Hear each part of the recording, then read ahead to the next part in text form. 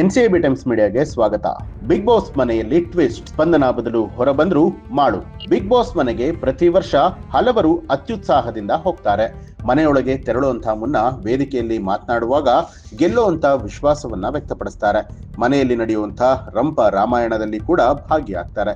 ಮನೆಯಲ್ಲಿ ಸ್ಪರ್ಧಿಗಳ ನಡುವೆ ಬೆಂಕಿಯನ್ನ ಕೂಡ ಹಚ್ಚುವುದರಲ್ಲಿ ಮುಂದಾಗಿರ್ತಾರೆ. ಆದ್ರೆ ಮನೆಯೊಳಗೆ ಹೋದ ಸ್ಪರ್ಧಿಗಳಲ್ಲಿ ಪ್ರತಿ ವಾರ ಯಾರಾದ್ರೂ ಒಬ್ರು ಮನೆಯ ಹೊರಗಡೆ ಬರಲೇಬೇಕು, ಅದು ನಿಯಮ. ಹೀಗಾಗಿ ಪ್ರತಿ ವಾರ ಬಿಗ್ ಬಾಸ್ ಮನೆಯಲ್ಲಿ ಸಾಕಷ್ಟು ಜಗಳಗಳು ಕೂಡ ನಡೆಯುತ್ತೆ. ಒಬ್ಬರನ್ನ ಮನೆಯ ಹೊರಗೆ ದಬ್ಬಲಾಗತ್ತೆ. ಈ ಹಿನ್ನೆಲೆಯಲ್ಲಿ ಡಿಸೆಂಬರ್ 27ನೇ ತಾರೀಕು ಅಂದ್ರೆ ಭಾನುವಾರ ನಿನ್ನೆ ಕನ್ನಡದ ಬಿಗ್ ಬಾಸ್ ಮನೆಯಿಂದ ಮಾಳು ಅವರು ಹೊರಗಡೆ ಬಂದಿದ್ದಾರೆ. ಇದಕ್ಕೂ ಒಂದು ದಿನ ಮುಂಚಿತವಾಗಿ ಮನೆಯಿಂದ ಸೂರಜ್ ಹೊರಗಡೆ ಬಂದಿದ್ರು. ಅಸಲಿಗೆ ಸ್ಪಂದನ ಮತ್ತೆ ಮಾಳು ಅವರ ಮೇಲೆ ತೂಗುಗತ್ತಿ ನೇತಾಡ್ತಾ ಇತ್ತು.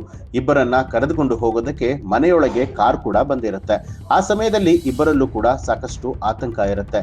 ಯಾರಾದ್ರೂ ಮನೆಯ ಹೊರಗಡೆ ಹೋಗ್ಬೇಕಾದ್ರೆ ಮನೆಯ ಒಳಗಡೆ ಇರುವಂತಹ ಸ್ಪರ್ಧಿಗಳ ಅಭಿಪ್ರಾಯ ಕೂಡ ಇಲ್ಲಿ ಬಹಳನೇ ಮುಖ್ಯವಾಗಿರುತ್ತೆ. ಹೀಗಾಗಿ ಎಲ್ಲರ ಅಭಿಪ್ರಾಯವನ್ನ ಕೇಳಲಾಯಿತು. ಆಗ ಸ್ಪಂದನ ಮತ್ತೆ ಮಾಳು ಕುರಿತಾಗಿ ಮನೆಯ ಉಳಿದ ಸದಸ್ಯರು ತಮ್ಮ ಮನದ ಮಾತುಗಳನ್ನ ಹಂಚಿಕೊಂಡ್ರು.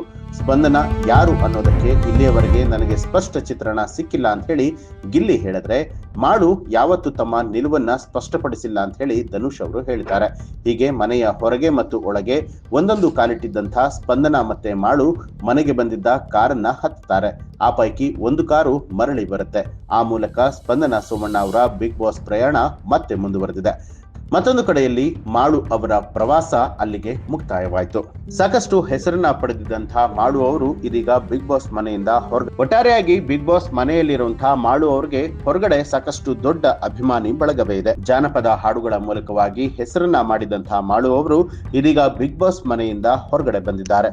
ಇನ್ನು ಬಿಗ್ ಬಾಸ್ ಮನೆಯ ಒಳಗಿರುವಂತಹ ಸ್ಪರ್ಧಿಗಳಲ್ಲಿ ನಿಮ್ಗೆ ಯಾರಿಷ್ಟ ಆಗ್ತಾರೆ ಅನ್ನೋದನ್ನ ಕಮೆಂಟ್ ಮಾಡಿ ತಿಳಿಸಿ. ಹಾಗೆ ನೀವಿನ್ನೂ ಕೂಡ ನಮ್ಮ ಚಾನೆಲ್ ಅನ್ನ ಸಬ್ಸ್ಕ್ರೈಬ್ ಮಾಡಿಲ್ಲ ಅನ್ನುವಂಥದ್ದಾದ್ರೆ ಈಗಲೇ ಸಬ್ಸ್ಕ್ರೈಬ್ ಮಾಡಿ ಬೆಲ್ ಐಕಾನ್ ಒತ್ತಿ.